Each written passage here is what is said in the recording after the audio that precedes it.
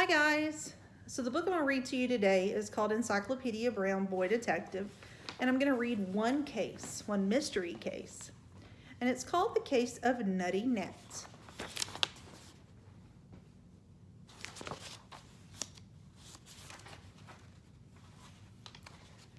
Mr. and Mrs. Brown had one child. They called him Leroy, and so did his teachers. Everyone else in Idaville called him Encyclopedia. Now, encyclopedia is a book or a set of books giving information arranged alphabetically on all branches of knowledge. Leroy Brown's head was like an encyclopedia. It was filled with facts he had learned from books. It was like he was a complete library walking around in sneakers. Now, old ladies who did crossword puzzles often stopped him on the street, just asking questions. Just last Saturday, after church, Miss Conway, the butcher's wife, asked him, "What is a three-letter word for Swiss River beginning with A?" "R," Encyclopedia answered after a moment. Now, he always waited a moment. He wanted to be helpful, but he was afraid that people might not like him if he answered their questions too quickly and sounded too smart. His father asked him more questions than anyone else. Mr. Brown, his dad, was the chief of police in Idaville. The town had 4 banks, 3 movie theaters, and a little league. It had the usual number of gasoline stations, churches, schools, stores, and the comfortable houses on shady streets. It even had a mansion or two, and some dingy sections. And it had the average number of crimes for a community of its size. Idaville, however, only looked like usual towns. It was really most unusual. For nearly a whole year, no criminal had escaped arrest. No girl, no boy had gotten away from breaking one single law in Idaville. This was partly because of the town's policemen, who were clever and brave, but mostly because of Chief Brown was Encyclopedia's father. The hardest cases were solved by Encyclopedia during dinner in the Browns' red brick house on Rover Avenue. Everyone in the state thought that Idaville had about the smartest policeman in the whole world. Of course, no one knew that a boy was the mastermind behind the town's police force. You wouldn't have guessed it by looking at Encyclopedia. He looked like almost any 5th grade boy, and he acted like one too, except he never talked about himself. Mr. Brown never said a word about the advice that his son gave him. Who would believe that his best detective was only 10 years old? This is how it began. One evening at dinner, Mr. Brown said, "Natty Nat has struck again. He has held up another store right here in Idaville." "What store, Dad?" asked Encyclopedia. "The men's shop owned by Mr. Dillon and Mr. Jones," answered Mr. Brown. "That makes 6 stores Natty Nat has held up in the state this month." "Are you sure the robber was Natty Nat?" asked Encyclopedia. He pulled a notebook from his pocket and put it beside his plate. "I wrote down everything Mr. Dillon told me about the holdup. I'll read it to you." Encyclopedia closed his eyes. He always closed his eyes when he was getting ready to think hard. His father began to read what Mr. Dillon, the storekeeper, had told him about the holdup. "I was alone in the store. I did not know anyone had come in. Suddenly, a man's voice told me to raise my hands. I looked then.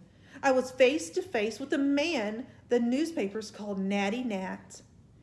He had on a gray coat with a belt in the back, just as the newspapers had said. He told me to turn and face the wall. Since he had a gun, I did as he said. When I turned around again, he was gone with all the money." Chief Brown finished reading and closed his notebook. Encyclopedia asked only one question. Did the newspapers ever print a picture of Natty Nat? No, answered his father. He never stands long enough for a picture to be taken. Remember, he's never been caught. But every policeman in the state knows he always wears a gray coat with a belt in the back. No one even knows his real name, said Encyclopedia, half to himself. Natty Nat was just what the newspapers called him. Suddenly, he opened his eyes. Say, the only reason Mr. Dillon thought it was Natty Nat was because of that gray coat, he said. The case is solved.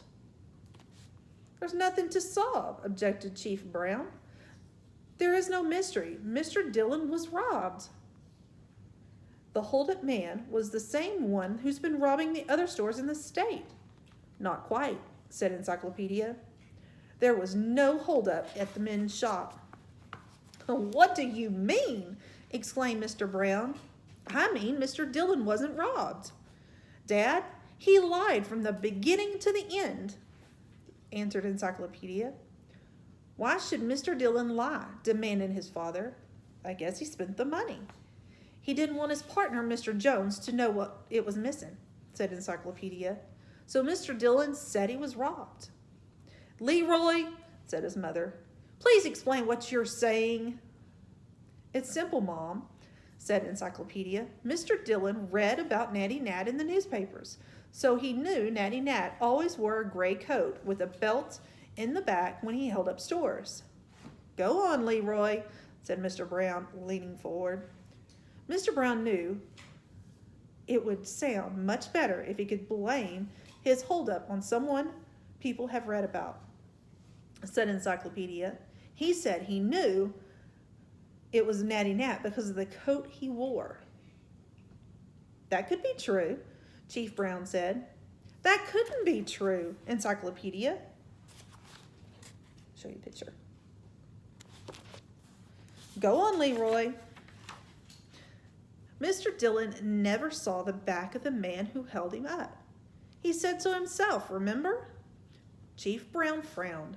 He picked up his notebook again and read to himself for a while. Then he fairly shouted, Leroy, I believe you're right. Encyclopedia said, Mr. Dillon only saw the front of the holdup man. He had no way to know that the man's coat had a belt in the back. He stole the money from his own store and from his partner too, cried Chief Brown. And he nearly got away with it. He rushed from the dining room.